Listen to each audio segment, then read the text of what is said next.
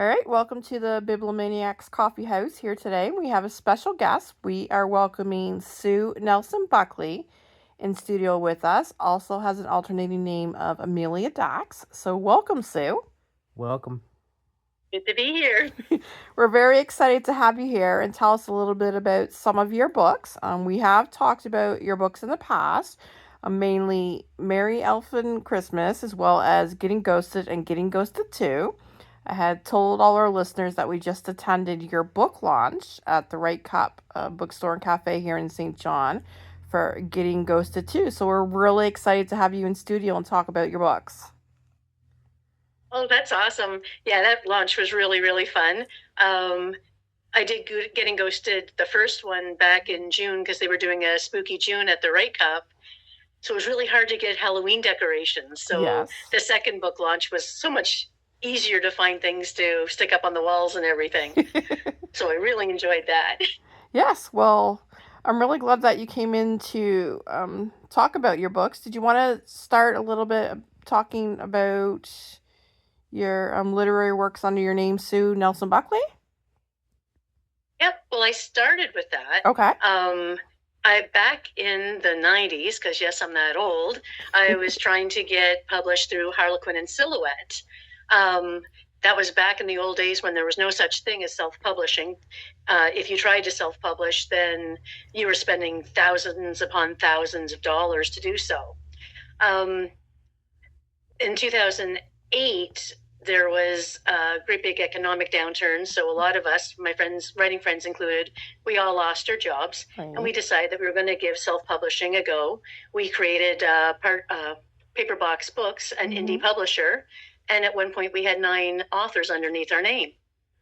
So back then, I published 2 young adult books because Harlequin told me my characters weren't beastly enough. Everything was vampires and werewolves, and I just had a really nice ghost. So they had suggested that I knock it down to a young adult, and that type of character was more in keeping with what that emerging market was like. So I did The Trouble with Jake, which is a paranormal romance that's set up in the St. John River Valley, up in Waits Bluff specifically, and a college-age student who falls in love with a ghost. So I won't tell you what happens, but it's pretty neat. Then I wrote Hiding in Plain Sight, which was more of a high school cast of characters. They all went to St. John High School here in the city. And then I kind of set writing aside. I had written a couple of other young adult type adventure books, but I had to go back and work because unfortunately in Canada, even if you're a bestseller, you can't make a living wage. And just kind of put the writing off to the side, got a full-time job, got married. And then as my husband's health started to decline, I started writing again because I had to retire to look after him. And I started writing under the pseudonym Susan Lynn. And what that one does, it's spicy romance. Okay. And as I got going with the spicy romance, all older characters, because I love a good virgin and billionaire novel, but when you're my age, it gets kind of icky. Yes. When reading about all these 18 and 19-year-olds. So I made all my characters at least 30 years old. Because, people my age need love too. But as I was going, I was like, oh man, my sex scenes really suck. I need to get out of my head because it's like I have my lovely Victorian type mother over my shoulder saying, Sue, you shouldn't write like that. So I decided aliens. I should try to write sex with aliens because then how can you be self-conscious about that? Earth Outpost 69 was born. And then at St. John Wrights, or right now St. John, one of them had a writing challenge and it was the Summer Lovin'. And then the next challenge was going to be horror comedy, but I was judging that. And I had this brilliant idea that I couldn't do as a horror comedy and submit it to myself, of course. So I combined it with Summer Lovin', and the novella Porniculture was born. The basic premise of that is imagine Little House on the Prairie with plants you could use as sex toys. Yeah, a little weird. I have a very strange brain. And then came Merry Elfin Christmas, because, you should do a Christmas book. Yes. And then last spring, with all the chaos happening stateside, I found I had to start paying attention to politics. Mm-hmm. I don't like politics. So I wrote a little short story that I published. It's been a big hit at the bookstore. How to Beep a Cheeto.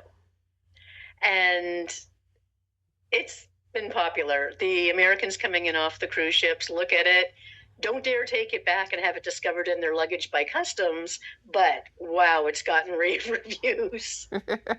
And then, of course, this summer was Getting Ghosted, and now in time for Halloween is Getting Ghosted too. Also on my docket this fall, a friend of mine and I have been working for over a year on a book that he had an idea, but he's not a writer, or didn't think he was. Mm-hmm. So we've been working together. It's called $1 Million Mafia for the Greater Good. And it's 5 friends in a bar in Toronto come up with a plan how to make global financial equity so that people didn't have to work 3 jobs just to put food on the table. That one actually launches on November 9th at the bookstore at the Right Cup Cafe. Also on my docket is a legacy project.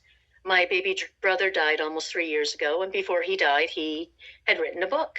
And the goal was always that he and I would edit it and get it published for him.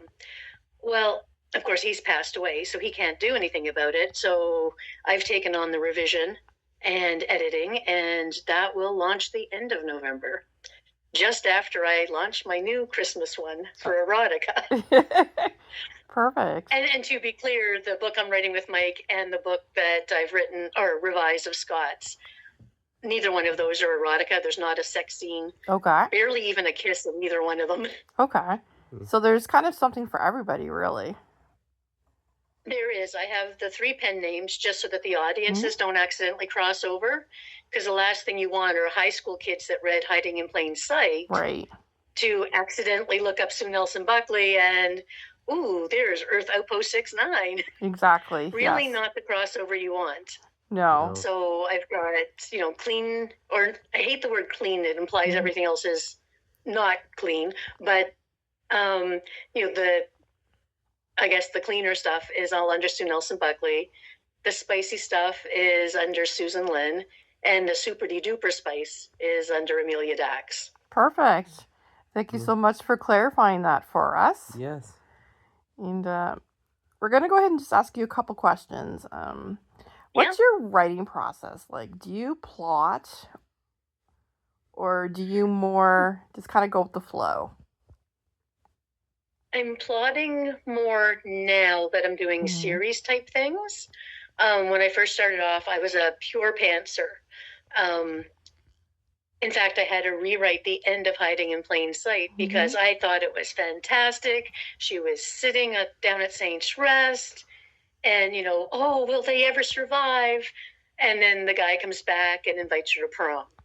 And my editors at the time said, no, we're not even going to edit this. You have to rewrite it, because I had this strong female character all the way through the book who helped them overcome every obstacle. And then she let them go off into space and solve the problem without her. So it ended up having 3 extra chapters where she gets on the spaceship, goes up, kicks some alien butt, and, fires the winning shot. And then she comes back to Earth and still gets her date to prom. Okay. No, absolutely. Makes sense. It's very interesting to see how different writers write their stories and how their ideas come about. How do you get your ideas? I know some of them are quite creative, and we've had some discussions about it. And it's, like I said, my brain is a very strange place. A friend of mine that I hadn't seen in years posted on Facebook a photo of her. And you know how they have those wooden cutouts that you stick your head in, and it could be a cowboy or characters in a play or something? Hers was in a pistachio nut. And let's face it, it looked very rude. And it's just like, oh my gosh, there's my main character for one of the stories in my upcoming Christmas erotica. A friend of mine and I were talking about me trying to ease my mother into the idea of assisted living And the more we talked, one of us came up with a statement about how senior citizens seems to be the biggest group of people getting STDs and STIs right now. Yeah, so next year I'm looking at an erotica called Getting Gummed. Okay. And it's going to take place at a senior center. So it's really just silly little things. After my husband passed away, I decided to try online dating. It took me 3 weeks to come up with 7 novellas about online dating. And that will fall under Susan Lynn, more of the spicy romance as opposed to straight out erotica. Okay. And it will be 6 friends sitting down to have brunch. And through the course of their conversation is the spring point for each one of them to get their own stories and their own happily ever after. Okay.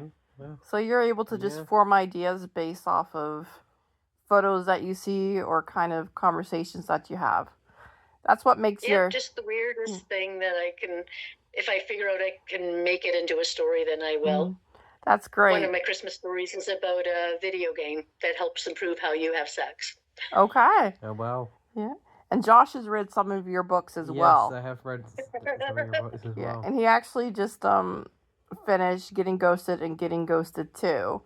And Oh, you got both of them. Yes. Yes, I got both of them done. he was in stitches at one particular story from Getting Ghosted 2. It was a story with the doll. I don't want to say Oh, too much yes. because I don't want to give it away, but it's definitely a must read. We found it absolutely laugh out loud funny. And Yeah, it's one of my favorites. and you had stated that you were interested in reading an excerpt from one of your stories? Well, I thought so. Okay. This one's a little bit relevant to St. John. If anyone's been to the Right Cup Cafe, Okay. when they first opened, they have all these little statues of animals with reading glasses on. Yes. And they're located throughout the building. And in the bathroom, they had what we lovingly called Judging Judy, because it was a fox with the glasses perched on the end of the nose. And we said that it was judging people to see how well they washed their hands after they Yes. used the washroom. So in Getting Ghosted, it was suggested to me, why don't I write a story from Judy's point of view and have her judging people that slip into the bathroom to get a little something, something, a little bit of exhibitionism and risk of getting caught and all of that. Well, 2 weeks after that book was published, someone stole Judy right off the wall in the bathroom. So when I was doing Getting Ghosted 2, of course, I had to do Judy's Vengeance Yes. and explain what happened to Judy when they got stolen. And just the day I uploaded the book to the printer so that the printer could print it off to get ready for publication, Judy came back. Oh, Looking a little scuffed up. Judy was all tarnished and beat up a little bit, but they put her back on the wall. Well, him back up on the wall. And then 2 days later or 3 days later, a little kid was in with their parent. And when the parent picked the kid up to take them out of the bathroom, the kids, oh, cool, grabbed the chain off of Judy, ripped it off the wall, and it smashed on the ground. So Judy doesn't have a snout anymore. Oh dear. But yeah, so that's what happened in real life. Mhm. But this is an excerpt from Judy's Vengeance, Okay. kind of what I thought was happening to Judy after they got stolen. And I've made this PG. All right. Thank in the you. actual book, there's a Yes, lot thank more you. sex. Yeah. So they were here again. They've been in my bathroom almost every day for the last week and a half, ever since Amelia published the erotic short story she penned about me. At first, I was a little embarrassed and a lot honored that Amelia seemed to be able to read my thoughts so easily and thought them worthy of publishing. There was an unexpected side effect from the book, though. People now spoke to me directly, telling me they were coming to the bathroom just so I could watch them have sex. Amelia made me a freaking tourist attraction. But I digress. Back to this couple. They didn't seem to be the brightest bulbs on the tree, if you will allow my unseasonable metaphor. The only strong point these two seemed to have was enthusiasm. Her entire priority seemed to be to make sure that I could see everything he did. Sure, I was flattered, but it seemed like she was taking my perusal of their activities a little too seriously. She constantly made him adjust so I could get a better look. Then just before closing, the young fella came back. He used the bathroom and then, without washing his hands, grabbed me. What the? I screamed as loud as I could, which was silent because, well, I was a brass-looking plastic statue. He twisted me off the wall.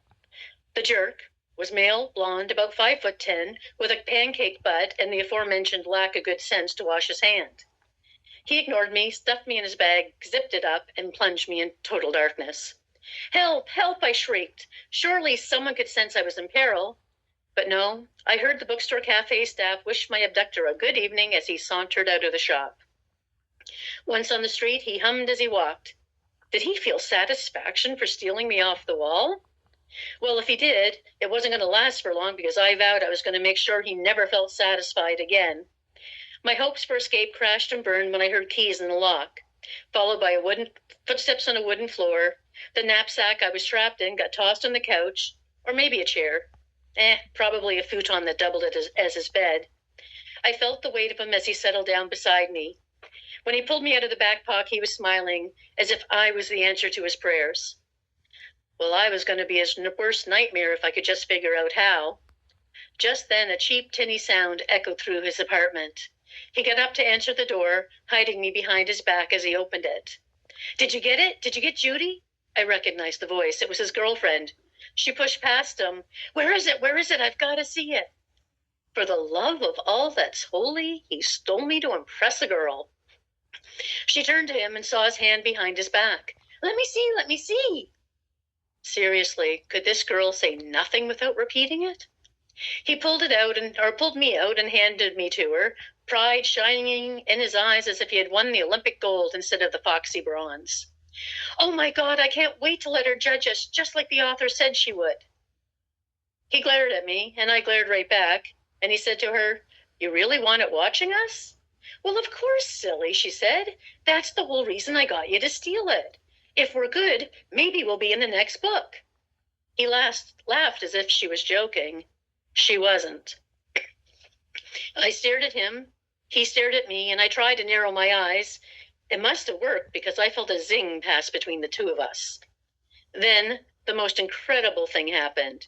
He shriveled. Didn't just deflate. He shrunk right down to almost prepubescent size. He looked horrified. She looked disappointed. And I laughed my butt off. Or I would have if I had one. What happened? I don't know. I was ready, and then I looked at that damn statue and went limp. He glared at me again. We've got to take it back. It's cursed, he panicked. I stole the statue for you because you wanted it. Now it's dead. I stole that statue for you, and now it's dead. She stared at me, and then she looked at him, and then back at me. I could see the tennis ball bouncing back and forth in her head. But that's silly. The statue can't make you go limp. Well, the statue can't judge how well we do sex either, he said. It's just a plastic statue. But the author, she trailed off. His voice turned gentle. The author told a story to sell books. You know that, right? She just made up a story about the statue in the bathroom. Well, if it's just a story about a statue, then why can't you get it up? Well, he said, maybe I feel guilty for stealing. Mama always told me never to steal, that nothing good would come of it, and now I can't even come, and that's not good. Okay, she said, we'll take it back. And I was shoved right back into the backpack. I was never so happy to hear familiar voices greeting customers as they entered the cafe. She stopped to get coffee, and he took me directly to the bathroom and hauled me out of his bag and put me right back on the wall. I looked around the familiar room and breathed a sigh of relief. Then came a knock at the door. He opened it, and she forced her way in. Are you? She put the 2 coffee cups on the vanity and pointed towards his pants. He and I both looked down, and his sweatpants were tinted. We all breathed a sigh of relief. Later on, one of the staff members came in to do a cleanliness check. Did a double take and hollered out to the main cafe area, Judy's back! They brought Judy back! It felt good to be missed, but I still needed to have that chat with Amelia. No more stories. Thank you so Yeah. much. So that's the PG version. Thank you. Okay. And to find out what else happens, as well as read the other stories, you definitely have to check out Getting Ghosted 2. as well as Getting Mhm. Ghosted. And where can all our listeners find your books, Sue? So they're in print at the Right Cup Bookstore Cafe in Market Square. Okay. They are all also available on Amazon, Barnes and Noble, Kobo, Kobo Plus. I've put them all wide. So if you want something that's erotica, you just look up Amelia Dax and it'll Okay. show you where to go. If you want something that's not quite, has a little bit more story to it, then Heath and Construction by Susan Lynn. Mm-hmm. And it's an anthology of eight novellas of, again, different characters who are friends that each get their happily ever after.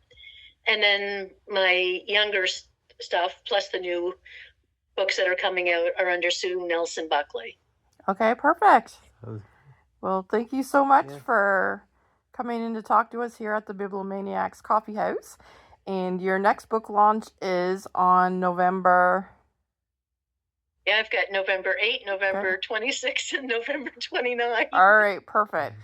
So you heard it first Yeah. here on our show, and hopefully you can get out and meet Sue and check out some of her books. Once again, thanks so much for joining us here on the Bibliomaniacs Coffee House. Thank you, Sue. Thank you so much.